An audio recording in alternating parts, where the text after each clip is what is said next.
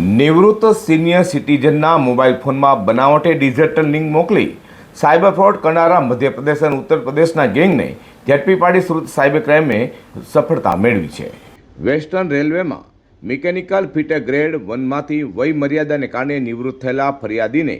DRM ઓફિસમાંથી પોતે બોલતા હોવાની ખોટી ઓળખાણ આપી મોબાઈલ ફોનમાં તમારું પેન્શન હાલ બંધ છે તે ચાલુ કરવા માટે કઈ ઓટીપી આપવાનું જણાવી ડિજિટલ લિંક મોકલી તેના પર ક્લિક કરવાનું જણાવી મોબાઈલ ફોન હેક કરી નાખી પ્રોવિડન્ટ ફંડના 8 લાખ રૂપિયાથી વધુ ઓનલાઈન ટ્રાન્સફર કરાવી લીધા હતા।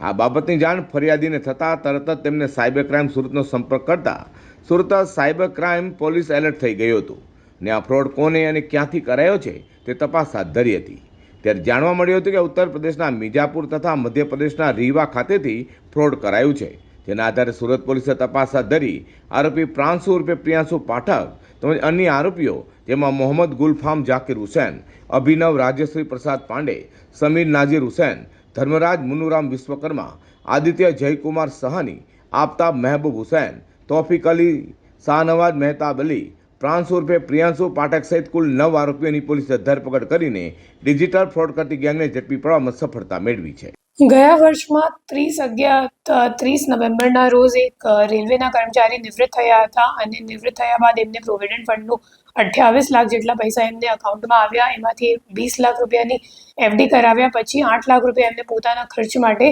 સેવિંગ બેંક અકાઉન્ટમાં સાઈડમાં રાખેલા હતા અને ત્યારે એમને એક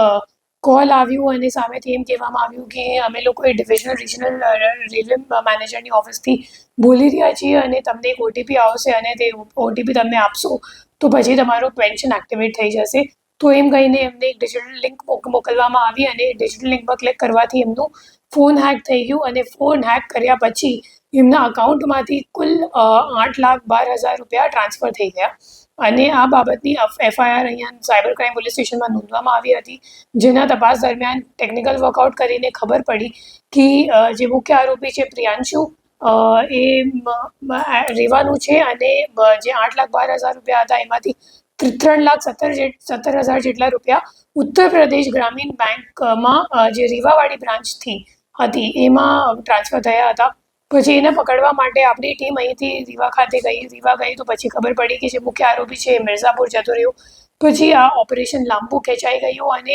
અઠવાડિયા સુધી આ ઓપરેશન ચાલ્યું જેમાં મુખ્ય આરોપીને મિર્ઝાપુરથી ઝડપી પાડીને પૂછપરછ કરવામાં આવી અને પૂછપરછ દરમિયાન આ મામલો સામે આવ્યો કે રીવામાં એક ભાડાના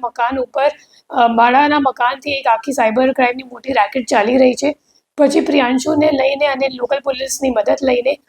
ત્યાં જઈને રેડ કરવામાં આવી અને ત્યાંથી 9 આરોપીઓની ધરપકડ કરવામાં આવી અને સુરત સાયબર ક્રાઇમે સાયબર ફ્રોડ કરતી કુખ્યાત મધ્યપ્રદેશ અને ઉત્તર પ્રદેશની ગેંગના 9ને ઝડપી પાડતા અન્ય સાયબર ફ્રોડ કરનારા લોકોમાં આ ઘટનાથી ફફડાટ વ્યાપી જવા પામ્યો છે।